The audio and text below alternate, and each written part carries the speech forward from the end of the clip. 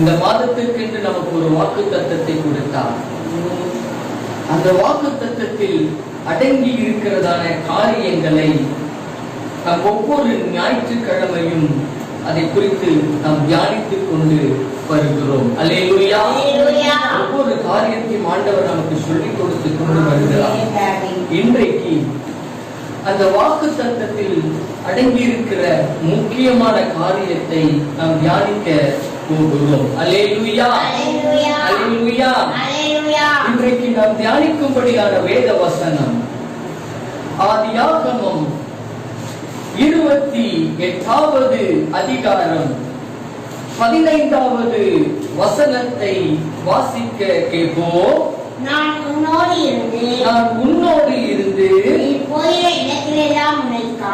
நீ போகிற இடமெல்லாம் உன்னை காத்து இந்த தேசத்துக்கு உன்னை திரும்பி வர பண்ணுவேன்.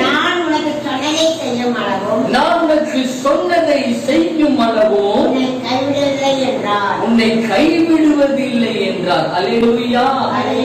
இந்த மாதம் ஆண்டவர் நமக்கு கொடுத்த வாக்குத்தத்தமே, நான் உனக்கு சொன்னதை செய்யும் அளவு உன்னை கைவிடுவது இல்லை. அல்லேலூயா. ஆண்டவர் ஒரு வாக்கு பண்ணார் அப்படின்னா அது வாக்கு பண்ணதுதான். அவர் எந்த காரியத்தை உன் வாழ்க்கையில செய்வேன் என்று வாக்கு பண்ணாரோ அது உன் வாழ்க்கையில கர்த்தர் நிறைவேற்றியே அவர் கொடுப்பார். அல்லேலூயா. அப்படியாய் ஆண்டவர் ஒவ்வொரு காரியத்தையும் வேதத்திலே எழுதி வைத்திருக்கிறார். ஆண்டவர் ஆபிரகாமுக்கு ஒரு வாக்கு பண்ணுகிறார். அந்த வாக்குத்தத்தம் அவன் வாழ்க்கையில் எப்படி தேவன் செய்து கொண்டு வந்தார் என்பதை குறித்து நாம் பார்க்க போகிறோம். ஆதியாகமம் 12வது அதிகாரம்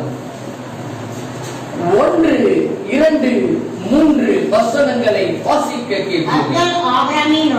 கர்த்தர் ஆபிரகாமை நோக்கி உன் தேசத்தையும் உன் இனத்தையும் உன் தகப்பனுடைய வீட்டையும் விட்டு புறப்பட்டு நான் உனக்கு காண்பிக்கும் தேசத்துக்கு போ.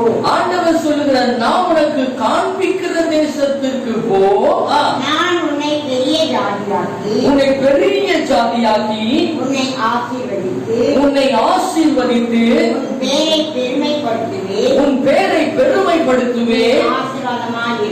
ஆண்டவர் சொல்லுகிற காரியத்தை கவனித்துக் கொள்ள வேண்டும். ஆண்டவர் இங்க என்ன வாக்கு பண்ணுகிறார் அவனுக்கு? நான் உன்னை பெரிய ஜாதியாக்கி உன்னை ஆசீர்வதித்து உன் பேரை பெருமைப்படுத்துவேன், நீ ஆசீர்வாதமாய் இருப்பாய். அல்லேலூயா. ஆசீர்வாதமாய் இருப்பாய் என்று சொல்லிவிட்டு அவர் இன்னொரு வார்த்தை என்ன சொல்கிறார்? 3வது வசனத்தை வாசிங்க. உன்னை ஆசீர்வதிக்கிறவளை ஆசீர்வதிப்பேன், உன்னை சபிக்கிறவனை சபிப்பேன். பூமியில் வம்சங்கள் எல்லாம் ஆசீர்வதிக்கப்படும் என்றார். ஆண்டவர் அவருக்கு ஒரு பெரிய வாக்குத்தத்தத்தை கொடுக்கிறாரு. ஒரு சாதாரணமான ஒரு வாக்குத்தத்தம் அல்ல, அது அவன் சிந்தைக்கு அப்பாற்பட்ட ஒரு வாக்குத்தத்தம். அது அவனுடைய எண்ணத்திற்கு அப்பாற்பட்டதான ஒரு வாக்குத்தத்தம். அவன் யோசிக்கத்தக்கதான அல்லது அவனால் செயல்படுத்த முடியாத ஒரு பெரிய ஒரு வாக்குத்தத்தத்தை அவன் கையில கொடுக்கிறாரு. அந்த வாக்குத்தத்தத்தை அவன் வாழ்க்கையில நிறைவேற்றுவேன் என்று சொல்லி தேவன் அவனை எல்லாத்தையும் விட்டுட்டு வெளியே வான் என்று கூப்பிடுகிறார். அல்லேலூயா. ஒவ்வொரு காரியத்தை நாம் அறிந்து கொள்ள வேண்டும். ஆண்டவர் அவனுக்கு என்ன சொல்ல? கர்த்தர் ஆபிரகாமை நோக்கி நீ உன் தேசத்தையும் உன் இடத்தையும் உன் தகப்பன் வீட்டையும் உனக்கு உண்டான எல்லாவற்றையும் காண்பிக்கிற உன் தேசத்திற்கு போ. எல்லாத்தையும் விட்டுட்டு வெளியே வா. ஆண்டவர் எல்லாத்தையும் விட்டுட்டு வெளியே வா என்று சொல்லுகிறார். அவன் அப்படியே எல்லாவற்றையும் விட்டு விட்டு வெளியே வந்தான். வெளியே வந்ததுக்கு அப்புறம் மறுபடியும் அவனுக்கு ஒரு வாக்குத்தத்தத்தை ஆண்டவர் கொடுக்கிறார். ஆதியாகமம் 15வது அதிகாரம் 5வது வசனத்தில் இருந்து வாசிக்க வேண்டும். அவர் அவனை வெளியே அழைத்து நீ வானத்தை அண்ணாந்து பார், நட்சத்திரம் உன்னால் என்ன கூடுமானால் அவைகளை என்ன என்று சொல்லி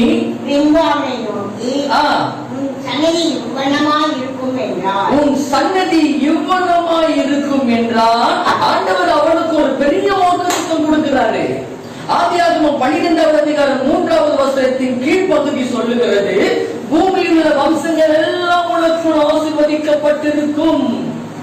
2வது வசனம் சொல்லுகிறது, நான் உன்னை பெரிய ஜாதியாக்கி உன் பேரை பெருமைப்படுத்துவேன், நீ ஆசீர்வாதமாய் இருப்பாய் என்று ஒரு பெரிய வாக்குத்தத்தத்தை கொடுக்கிறாரு. உன் சந்ததி ஆசீர்வாதமாய் இருக்கும் என்று அவனுக்கு கொடுக்கிறாரு. அல்லேலூயா. ஆனா யார் இந்த ஆபிரகாம்?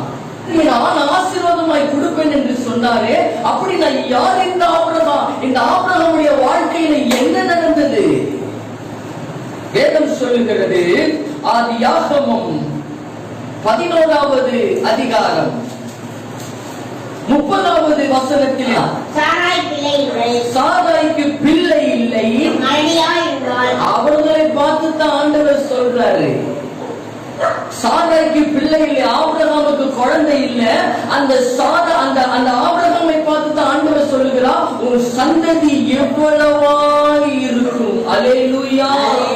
நல்லா தெரிந்து கொள்ளுங்க, பிள்ளை இல்லாத ஒருவனை பார்த்து தான் ஆண்டவர் சொல்லுகிறாரு, உன்னை பெரிய ஜாதியாக்குவேன் சொல்லுகிறாரு. உனக்குள் சகல ஜனங்களும் ஆசீர்வதிக்கப்பட்டிருக்கும் என்று சொல்லுகிறார். கருமையான தேவச்சனமே, நாம் ஒவ்வொரு காரியத்தையும் அறிந்து கொள்ள வேண்டும். உனக்குள்ள ஒரு பெரிய ஆசீர்வாதத்தை ஆண்டு வைத்திருக்கிறது சொல்றாரு. உன் ஜாதி ஆசீர்வதிக்கப்படும், உன் சந்ததி ஆசீர்வதிக்கப்படும், உனக்குள் ஜனங்கள் ஆசீர்வதிக்கப்படும், ஒரு பெரிய வாக்குத்தத்தத்தை கொடுக்கிறார். ஆனால் வேதம் சொல்லுகிறது, ஆபிரகாமுக்கு பிள்ளை இல்லை. பிள்ளை இல்லாதவனை பார்த்துதான் உன்னை பெரிய ஜாதி ஆக்குவேன்னு சொல்றாரு. நம்ப முடியுமா? இந்த காரியத்தை சொல்லிவிட்டு அவர் அப்படியே நிறுத்திடல, அவர் இன்னொரு காரியத்தை செய்கிறார். ஆதியாகமம் 17வது அதிகாரம் 4வது வசனத்தில் இருந்து வாசிக்க கேட்போமே.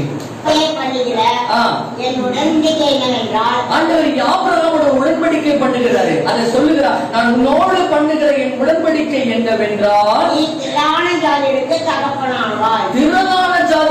தகப்பனாவாய், நீ உன் பேர் ஆபிரகாம் எனப்படாமல் நான் உன்னை திரளான ஜாதிகளுக்கு தகப்பனாக ஏற்படுத்தினபடியால், உன்னை திரளான ஜாதிகளுக்கு தகப்பனாக ஏற்படுத்தினபடியால்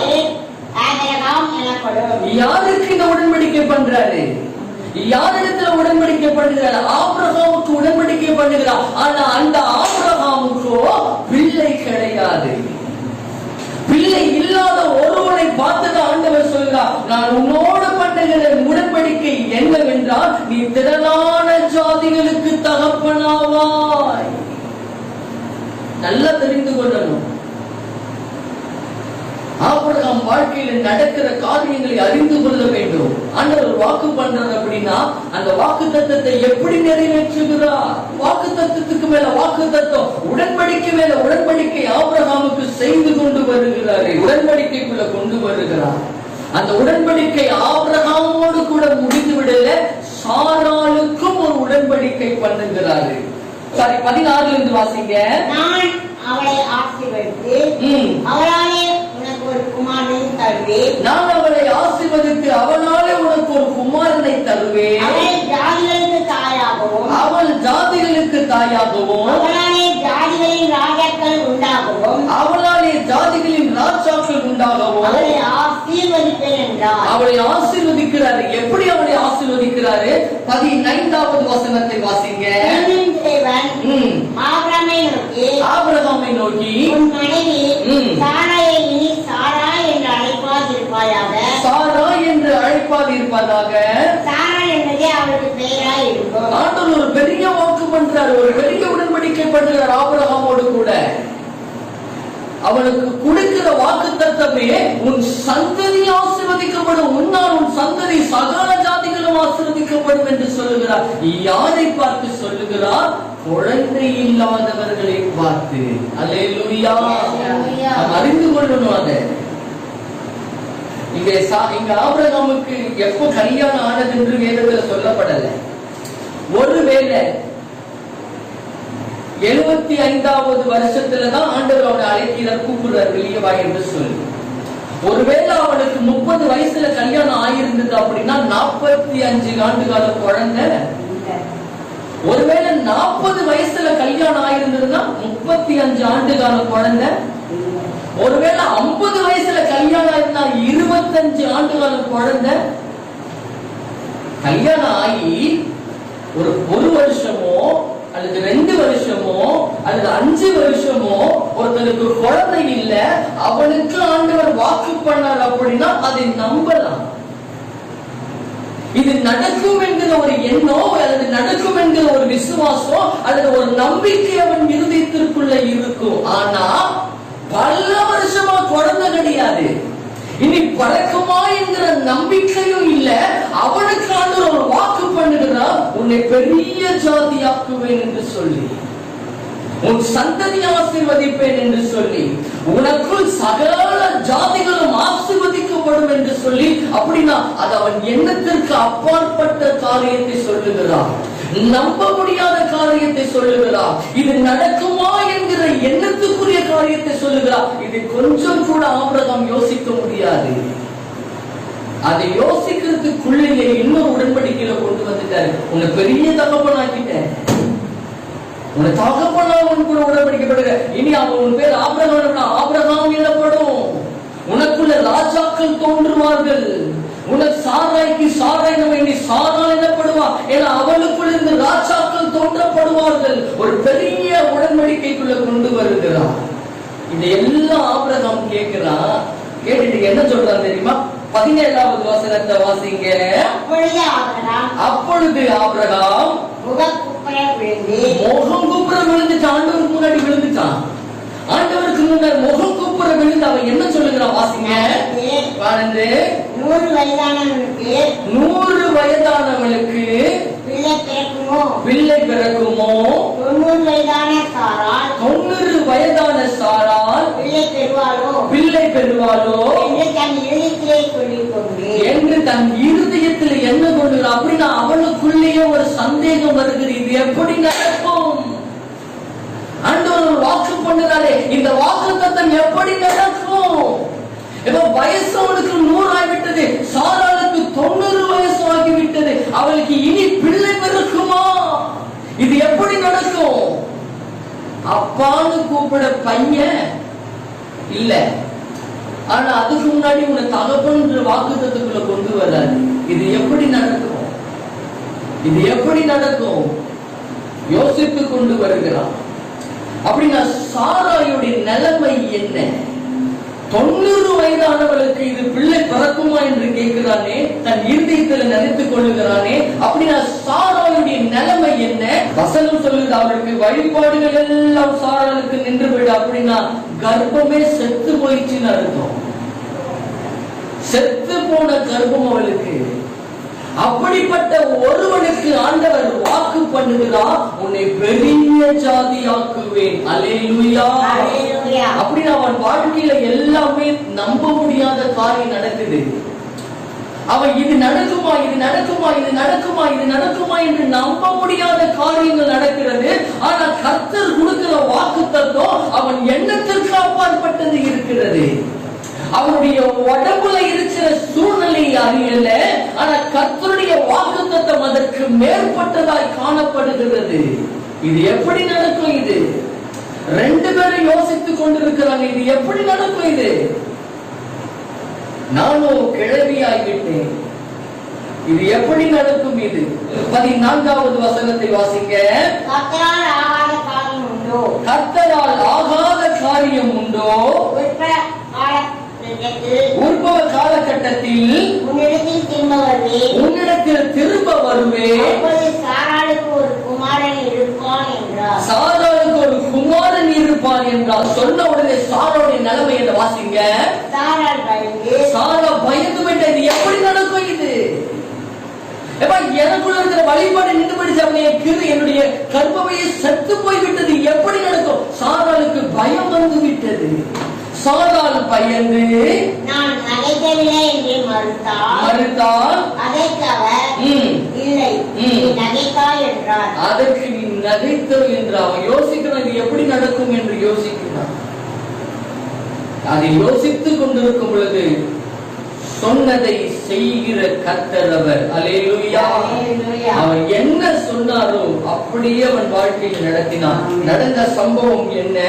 ஆதியாகமம் 21வது அதிகாரம் 1வது வசனத்திலே இருந்து வாசிக்க கேட்போம். சாராள் பேர் கடாட்சமானார். அவர் என்ன சொன்னாரோ அதை அப்படியே செய்கிற கர்த்தர் அவர். அல்லேலூயா.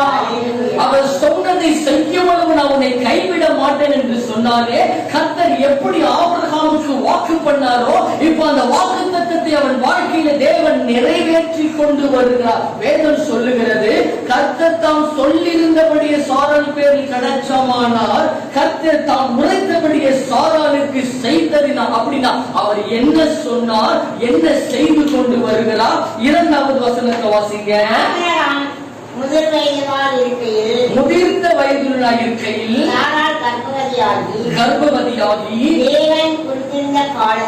தேவன் குறித்திருந்த காலத்திலே அவளுக்கு ஒரு குமாரனை பெற்றுவிட்டார். அல்லேலூயா. எண்ண முடியாத காரியத்தை ஆண்டவர் செய்து விட்டார். அல்லேலூயா. நம்ப முடியாத காரியத்தை வாழ்க்கையில செய்திருக்கிறார். அல்லேலூயா. 5வது வசனத்தை வாசிங்க. தன்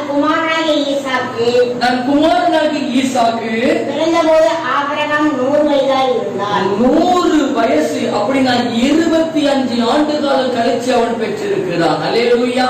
அவமதிக்கலாம், அது நேரம் கடந்து போகலாம், அல்லது கர்த்தர் அதை தாமதித்துக் கொண்டு வரலாம். ஆனா கர்த்தர் என்ன காரியத்தை உனக்கு வாக்கு பண்ணுகிறாரோ அந்த வாக்கு தத்தம் கர்த்தர் சொன்னதை செய்யும் அளவு உன்னை கைவிட மாட்டார். அல்லேலூயா. அல்லேலூயா. இனி ஆபிரகாமுக்கு வாக்கு பண்ணுகிறார், உன்னை பெரிய ஜாதியாகி உன் பேரை பெருமைப்படுத்துவேன், நீ ஆசீர்வாதமாய் இருப்பாய், உனக்குள் சகல ஜனங்களும் ஆசீர்வதிக்கப்பட்டிருக்கும் என்று ஆண்டவர் வாக்கு பண்ணுகிறார். ஆனா யார் அந்த ஆபிரகாம்? பிள்ளையே இல்லாதவன். பிள்ளையே இல்லாதவன். சாராய் மலடி என்று வேதம் சொல்லுகிறது. பிள்ளை இல்லாதவனுக்கு வாக்கு பண்ணார். அந்த வாக்கு தத்தத்தை அவன் வாழ்க்கையிலே கர்த்தர் நிறைவேற்றி கொடுத்து விட்டார். அல்லேலூயா. அதற்கு நாம் செய்ய வேண்டியது விசுவாசம் தான். அவர் சொன்னதை செய்கிற கர்த்தர். அல்லேலூயா.